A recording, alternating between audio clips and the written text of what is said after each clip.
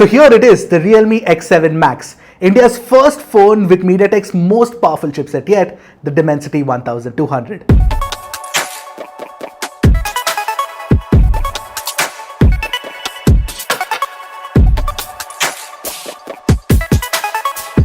So the Realme X7 Max falls in the same price range as the iQOO 7 and the Mi 11X, but it does a few things differently. However, the bigger question here is the Dimensity 1200 a match for the Snapdragon 870? Also, are the other parameters such as the camera, the display, the software, etc. actually good enough to compete with the competition? Well, my name is Arshad, you're watching My Smart Price. We'll answer those questions and more in our full review of the Realme X7 Max. But before we move on, if you like our smartphone reviews and comparisons, don't forget to hit that red subscribe button and the bell icon right next to it to get notified whenever we put out an awesome new tech video, because every single subscription matters to us and it's actually free, so please go ahead, do that. There is no denying that the X7 Max looks similar to the Oppo F19 Pro. It is made entirely of polycarbonate, both the rear casing and the frame. The panel on the rear has this textured design in matte finish with a reflective and smudge-inducing glossy plastic strip. This strip has a color shifting Realme Dare to Leap logo as well.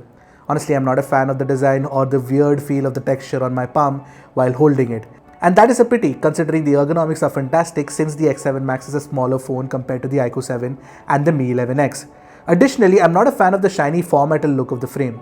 But functionally, the X7 Max hits the home run with a dedicated 3.5mm audio port with support for hi-res audio. The other two phones do have hi-res support but don't come with a dedicated audio port. Now in my testing, I noticed that the internal DAC that comes with the MediaTek Dimensity 1200 on the Realme X7 Max tends to suppress the mids. The KZ ZSN Pro X that I generally use actually couldn't shine through. Now apart from that, this does sound pretty good. Also, we cannot underplay the convenience factor of having that 3.5mm headphone port.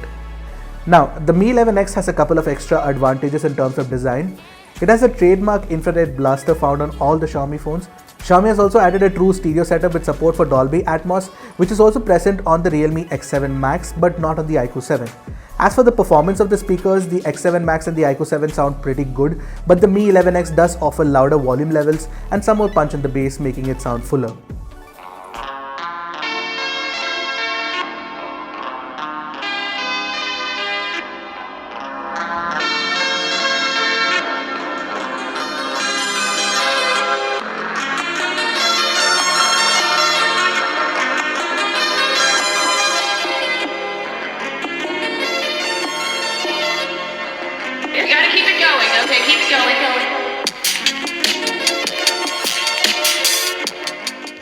By the way, the Mi 11X also offers IP53 rating and the X7 Max has IPX4 rating, which means the Mi 11X offers dust protection, which the X7 Max does not, and the X7 Max has slightly better protection from water damage. Now what I feel is that the X7 Max, despite its compact size and ergonomics, doesn't feel as premium as the iQOO 7 or the Mi 11X, which come with glass bodies compared to polycarbonate on this one. Plus the design itself is definitely not my cup of tea and it's not something that I appreciate compared to those two phones, which look better in my opinion. The X7 Max has a smaller 6.43-inch display compared to the 6.6 plus inches on the Mi 11X and the iQOO 7. And these displays use an AMOLED panel with a 120Hz refresh rate.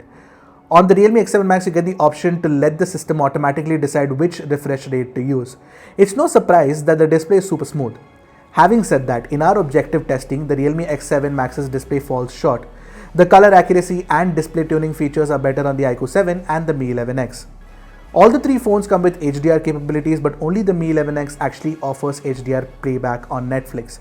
Although in my HDR peak brightness testing, the iQOO 7 came out on top, followed by the Mi 11X and finally the Realme X7 Max. In fact, the X7 Max lags behind in peak brightness even in daily usage. That's not it, the Mi 11X offers MEMC with video playback, whereas the iQOO 7 offers a dedicated display chip for frame interpolation in games. I legit use the iQOO 7 as my Call of Duty mobile device. The 120 FPS upscaling has improved my Twitch responses by leaps and bounds.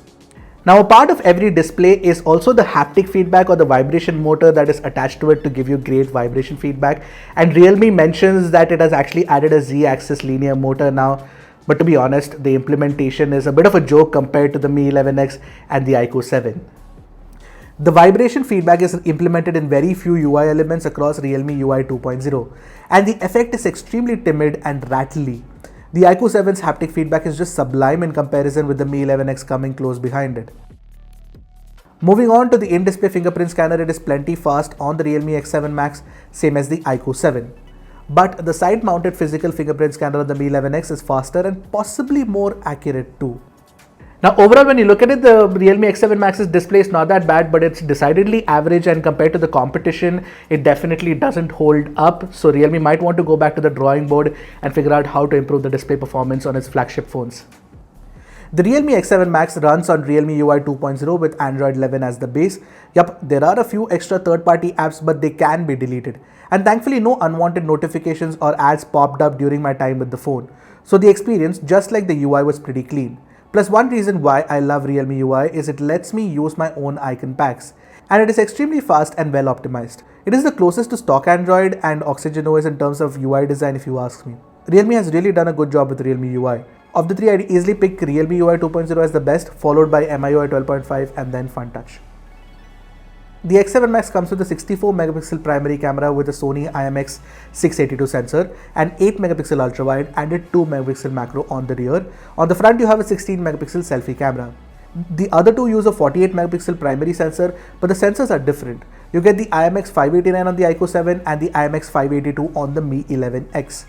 The rest of the camera setup is there for you to see on your screen. Let's move on and see how these cameras fare.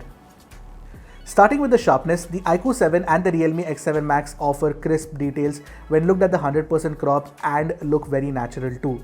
Xiaomi's algorithm tends to over-sharpen unnecessarily. As far as color reproduction goes, none of these three cameras can actually capture natural colors. But what I like about the iQOO 7 is that it only slightly boosts the reds and the greens to make the overall image look attractive. Unlike the Realme X7 Max and the Mi 11X that completely botched the shade of reds on the leaves in the cushion on the chair. Also for the cushion on the rear, the orange has been aptly captured by the iQOO 7. Also, I took another picture just because the scene was gorgeously lit. While the Realme X7 Max has the most natural look with a slight green tint, it is the iQOO 7 that looks super attractive and ready for Instagram. But yes, it is definitely a doctored look that might not be everyone's cup of tea. And when it comes to dynamic range performance, the iQOO 7 just beats the pants out of the other two with its fantastic control over the highlights and the shadows. The Mi 11X struggles with bringing out details from the shadows, and the Realme X7 completely botches the colors. And even when it comes to the ultra-wide angle camera, the iQOO 7's 13 megapixel shooter offers better sharpness, colors and dynamic range performance. The Mi 11X and the Realme X7 Max definitely fall short here, and between these two, I'd go for the Realme X7 Max purely for its better dynamic range performance. When it comes to macro shots, again the iQOO 7 has the best implementation because it uses its 13 megapixel ultra wide for it. So you get extremely detailed captures. The Mi 11X with its 5 megapixel dedicated macro comes in a close second, followed by the Realme X7 Max. Moving on, I shot pictures of myself using the primary camera on the three phones to test how these cameras can handle facial tones. The Realme X7 Max and the iQOO 7 do a bang-up job of the facial tones, whereas the Mi 11X does create a contrasty look. Plus, the Mi 11X doesn't offer the kind of sharp natural details or natural bokeh on the rear that the other two phones can. Clearly, the sensor and the algorithm are lacking here. Against the light with HDR on, none of these three phones do a good job. The Realme X7 Max tends to pick up the reds in the face, whereas the iQOO 7 adds a yellow cast. The Mi 11X just drains the life out of the colors. In portraits, Xiaomi's semantic segmentation algorithm has always been great, and it shows here as well. But Realme does a superb job as well here. Plus, the facial tones and details on the face are obviously better on the X7 Max. The iQOO 7 is not bad either, but the edge detection is not the best. So I'd go for the X7 Max as the best portrait shooter, but only by a slight margin. As for the selfies, the Realme X7 Max captures the most natural looking selfie with crisp details. The iQOO 7 looks pretty good with a slight red bias in the facial tone. The Mi 11X's contrasty look just looks ugly. And that's just odd because against the light with HDR on, the Mi 11X does a good job. Xiaomi really needs to make its algorithm more consistent. In selfie portraits, if you ignore the contrasty look of the Mi 11X, the edge detection and fog detection is better than the other two phones here. But then again, that can't be the only criteria for judging portrait quality, can it? And therefore, the X7 Max continues to be my favorite with clean facial tones, details and overall look. As for the low light selfies, the X7 Max and the iQOO 7 continue to impress, but even with night mode on, it is the X7 Max that doesn't overdo the skin softening like the iQOO 7 does or aggressive over sharpening that the Mi 11X does. So yeah, clearly the X7 Max should be your pick if you want great selfies followed by the iQOO 7. Coming to the low light performance using the rear camera, the IMX598 on the iQOO 7 is just miles better, and I'm talking without night mode on. But if you see the picture with night mode on, the iQOO 7 tends to oversaturate the colors, especially indoors. The Realme X7 Max has a fairly capable camera with good low light performance, but the night mode is an extremely odd implementation. It does a very subtle uplifting of texture detail which is visible at close crop, but from afar, any normal person would think it is actually crushing the shadows and making it worse. The Mi 11X's night mode performance is fine, but then again it lags behind the other two. The iQOO 7 wins this round, followed by the X7 Max in second spot and the Mi 11X coming in last. Surprisingly, despite using the IMX682, the X7 Max can shoot 4K 60fps videos, and so can the iQOO 7, but the Mi 11X cannot. The two sample videos look very similar in terms of color reproduction, but the dynamic range performance is better on the iQOO 7, plus it is slightly more stable. All the three phones can also shoot 4K 30fps videos, but the Mi 11X keeps it looking natural with no oversaturation and offers the best sound recording as well. Plus there's stabilization which is not available on the Realme X7 Max. iQOO 7 is not bad, but the sound recording is average. Looks like the X7 Max cannot actually do stabilization at 4K 30fps. It tops out at 60fps stabilized, but this is what the footage looks like. But if you choose to shoot 1080p 60fps videos, you get the ultra steady stabilization option on the iQOO 7 and the X7 Max, both of which do look great. The Mi 11X doesn't offer stabilization at 1080p 60fps. It is tough to pick one phone as the overall winner when it comes to video recording because the Mi 11X offers excellent quality and it doesn't offer higher recording options. The rest offer higher recording formats but are limited to quality sometimes. The Mi 11X has an advantage in front camera video recording with a 1080p 60fps video recording option, and the sound quality is great too. I like 60fps footage, but this one's not stabilized, so that could be something that you might want to consider. Plus in 1080p 30fps option, it is not bad either. So I think if you want to pick a phone for recording videos using the front camera, the Mi 11X is the way to go. Let me know in the comment section below what you thought about the image quality, the image stabilization, the sound recording of course, the dynamic range performance when the sun falls on my face. Also let me know what you think about the colors. Now between these three phones, I'd easily pick the iQOO 7 as my favorite camera setup, and it is such a confident shooter that most people will actually like the kind of pictures that you get with it. Now my second choice would be the Realme X7 Max, especially if you're shooting a lot of human subjects, because the portraits, the selfies, the human subject pictures, all of it looks good on the Realme X7 Max, plus the low light performance seems to be slightly better compared to the Mi 11X. So that's my final standing. Now, like I mentioned, the X7 Max comes with the MediaTek Dimensity 1200 system on chip, which I have already tested on the Redmi K40 Gaming Edition. If you haven't watched that video yet, please go check it out. In that, I noted that, the Dimensity 1200 doesn't match up to the Snapdragon 870 in terms of performance. It does come very close in terms of benchmarks, but in daily gaming sustained performance, the Snapdragon 870 is actually better. Take a look at our 3D Mark Wildlife stress test results. The Realme X7 Max managed a stability of only 60.5%. In comparison, the iQOO 7 was super stable at 99.3% and the Mi 11X was at 81.4%. But I did notice that the X7 Max generally ran slightly cooler even when playing Call of Duty Mobile, if that's any consolation. By the way, for some odd reason, COD cannot play back at very high graphics and max frame rates at the moment, which is possible on the Redmi K40 Gaming Edition. Realme is actually looking into it right now. As for Antutu, I never managed to achieve the 7 lakh plus score that Realme claims, and iQOO 7 is still the phone to beat when it comes to benchmark scores, as you can tell from the Geekbench scores as well. As for CPU throttling, the X7 Max was generally more stable, where the Mi 11X throttles a lot. Overall, it's easy to see that the MediaTek Dimensity 1200 SoC is the second best chip in this price category, falling short of the Snapdragon 870's great sustained performance and raw performance as well. Having said that, it's actually great to see that MediaTek has come such a long way with great chipsets. Now, the one reason why most folks will gravitate towards the Realme X7 Max is for its stellar 5G support. That actually makes it future-proof as well. You get support for 7 SA and NSA 5G bands as opposed to only 2 on the Mi 11X and 1 on the iQOO 7. That's not it. The Realme X7 Max can also use dual channel acceleration for using 5G and Wi-Fi at the same time to offer better stable network performance. And in my 4G testing, I noticed that the Realme X7 Max was slightly better in terms of call quality, network reception, and of course mobile data performance compared to the Mi 11X and the iQOO 7. So definitely network performance is a great advantage on the Realme X7 Max. The Realme X7 Max has a 4520 mAh battery, whereas the Mi 11X has a slightly smaller 4500 mAh unit, and the iQOO 7 has an even smaller 4400 mAh one. But the battery life on all the three was almost on par. I got around 6 hours of screen on time, which means you can get a day's worth of usage from the Realme X7 Max. You get very similar battery life from the other two as well.